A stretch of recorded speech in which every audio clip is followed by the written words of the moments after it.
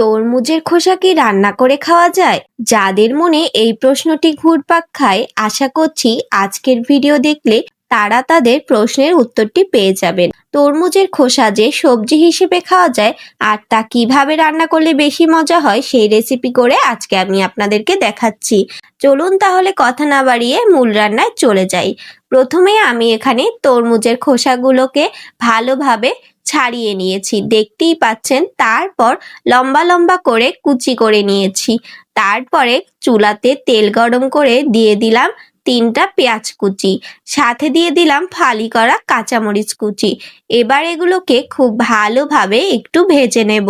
কিছু সময় পেঁয়াজ আর কাঁচামরিচ ভাজার পর দিয়ে দিলাম পরিমাণ মতো লবণ, হলুদের গুঁড়া আর সাথে দিয়েছিলাম ধনিয়া গুঁড়া। এগুলো দিয়ে এখন আমি খুব ভালোভাবে একটু মশলাটা ভেজে নেব। 30 সেকেন্ডের মতো মশলাটা তেলে ভাজার পর আগে থেকে কুচি করে রাখা তরমুজের খোসাগুলো এখন আমি দিয়ে দিলাম। এরপর খুব ভালোভাবে নেড়ে মশলার সাথে তরমুজের খোসাটাকে মিশিয়ে নেব। আজকের আমার ভিডিওটাকে কোথা থেকে দেখছেন অবশ্যই কিন্তু কমেন্ট করে জানাতে একদমই ভুলবেন না।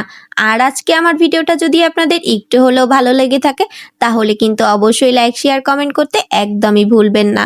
আর যাওয়ার আগে অবশ্যই কিন্তু আমার চ্যানেলটা সাবস্ক্রাইব করে যাবেন, কারণ এরকম নিত্য নতুন রেসিপি পেতে হলে অবশ্যই আমার চ্যানেলটা সাবস্ক্রাইব করতে হবে।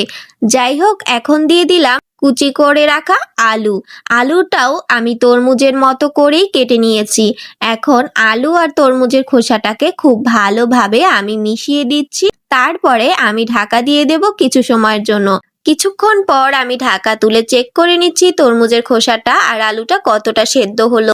দেখলাম যে আরেকটু সেদ্ধ হবে, তাই আমি আবার একটু ভালোভাবে এগুলোকে উপর নিচ করে মিশিয়ে তারপরে ঢাকা দিয়ে দেব কিছুক্ষণের জন্য। এই রান্নাটা করতে একদমই সময় লাগে না, আলু আর তরমুজটা সেদ্ধ হতেই যতক্ষণ সময়, তারপরে রান্নাটা কিন্তু একদমই রেডি হয়ে যায়। কিছুক্ষণ পর আমি আবার ঢাকনাটা তুলে নিলাম। এরপর তরমুজ আর আলুগুলোকে খুব ভালোভাবে নেড়েচেড়ে ভাজা ভাজা করে নেব।